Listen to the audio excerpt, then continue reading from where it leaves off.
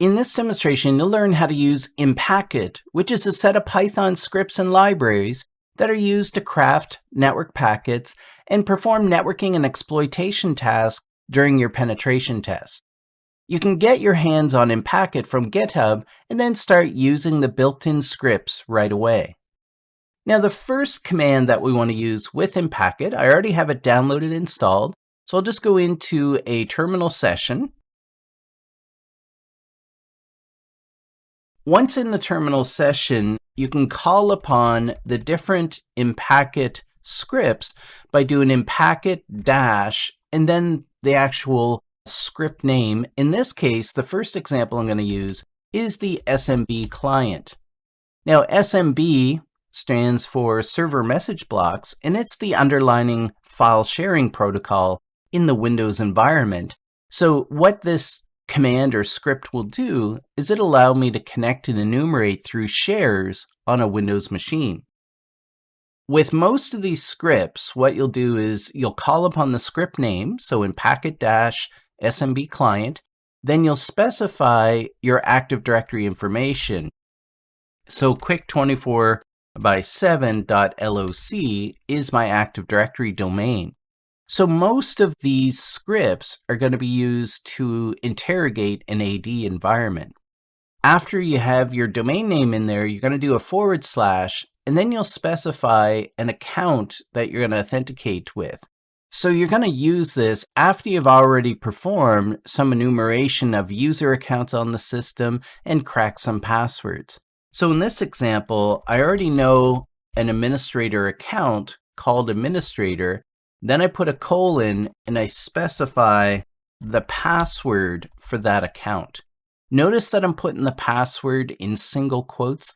After you specify your Active Directory domain name, the user account information, then you'll specify the system that you're trying to connect to interrogate the shares from using this SMB client script. So I use @ and in this case, I am going to direct the command at a system with the IP address of 10.0.0.1, which is my actual domain controller, but it could be other servers or systems within your network environment. So I'm going to hit enter here. And right away, you notice that it takes me into a different prompt. So I have that # as my prompt. So at this point, I can use the different commands within the SMB client tool itself. So if I'm not quite sure what the commands are, they let you know right on the screen. Type help to get a list of commands. So I can type help. And you'll notice there's a number of commands here. Just to highlight a few of them, we do have a login command to log in with a specific username. There's a log off command. I'm going to use the shares command to show you a list of shares that exist on the system. And if you want to connect to a share, once you see a list of them, you can use the use command to connect to that share. You can also use the pwd command to print your working directory, the ls command to show a list of files that exist within a share, and then they also have commands for you to do file manipulation, right? So there's a remove command, there's a remove directory. There is a put command and a get command, which are used to upload and download files from the share, which is very useful. There's a cat command to display the contents of files if you wanted to. And I like this one as well. There's a who command for you to see who currently has a session with the server. So I'm going to click down below here. And the first command that I'm going to use is shares. And this will list all the different shares that exist on the system. And notice that I can see the administrative shares, which are typically hidden, right? So admin $, I can see the C $, the IPC $ share. So I can see all those shares. Notice that there's a data share there. So if I want to connect to that share, I use the use command. So use data. And then I do an ls, and it'll list out the contents of that share. So notice that there is a file there called report.txt within the share. So that's kind of cool. The other thing that I can do here, which is really neat, is I can use the who command to see who's connected to the server. So this is very useful when collecting information. So I can see that there's a user that's authenticated to the system, the server called administrator, which has the IP address of 10.0.0.7. So what I'm doing here is I'm seeing some IP addresses of other computers on the network, and I'm seeing user account names as well. So I'm collecting that information. So it looks like there's a T Smith account that's connected to 10.0.0.1 that's sitting on a machine that has the IP address of 10.0.0.6. So that's very useful. Now I'm going to type exit here to get out of the SMB client. Then I'm going to clear my screen. So that's just one of the commands that exist within Impacket. There are other commands, and just to kind of show you a few other ones, I can use Impacket-lookup SID. And then same thing, I specify my Active Directory domain with my user account and password. And again, you would have gotten this through different phases of the pen test. And then the server, the IP that I want to execute the command against. So I want to look up the SIDs. The SIDs are the unique identifiers associated with each user account that either exist in the Active Directory domain or the SAM database of the system. In the system we're talking about is whatever you put IP address you put there. So 10.0.0.1, I want to retrieve a list of user accounts and their SIDs from 10.0.0.1. So very useful.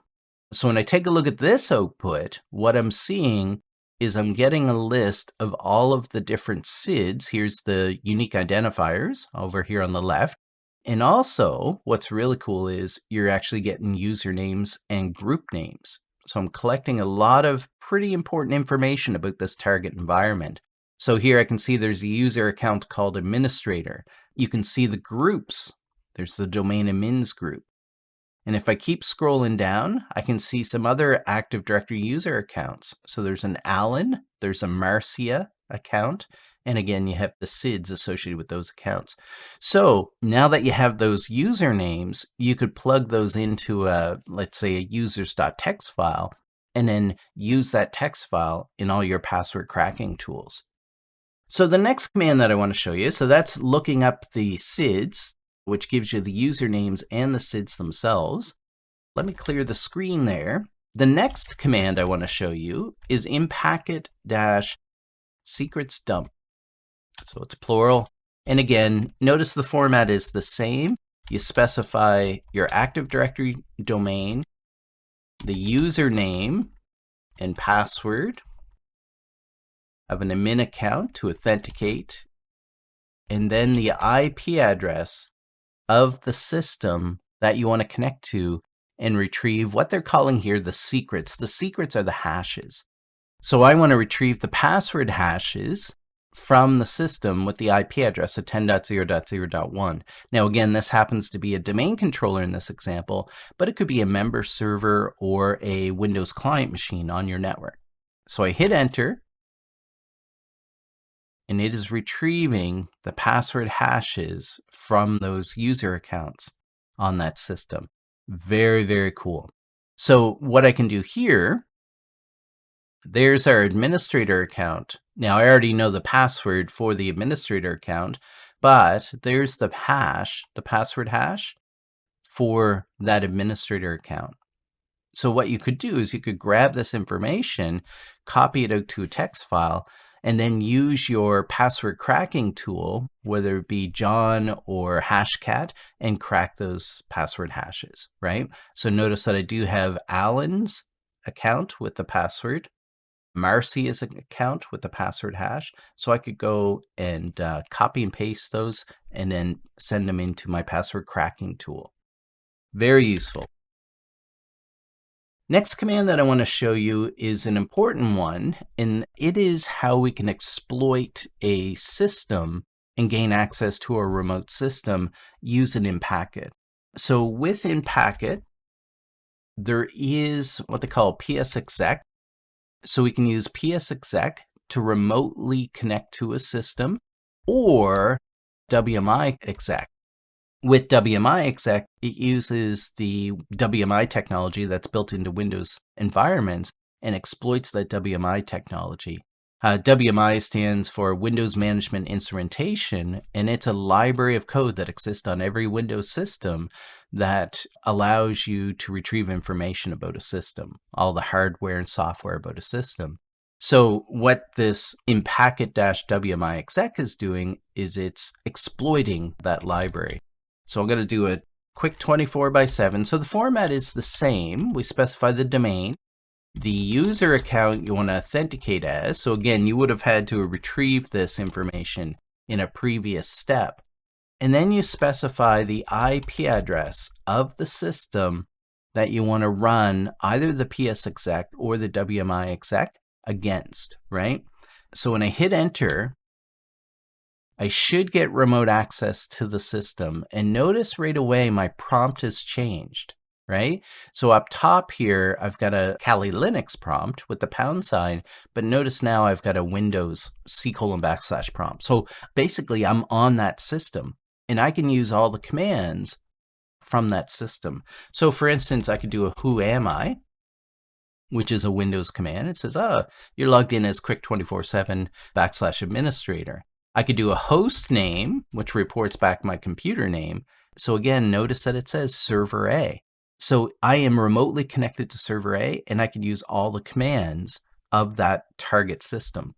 I could do a dir and access the file system if I wanted to. So this is the hard drive of that system. And I can manipulate those files. I can navigate through the file system, essentially doing what I want with this system. I have, full remote admin capabilities of that system.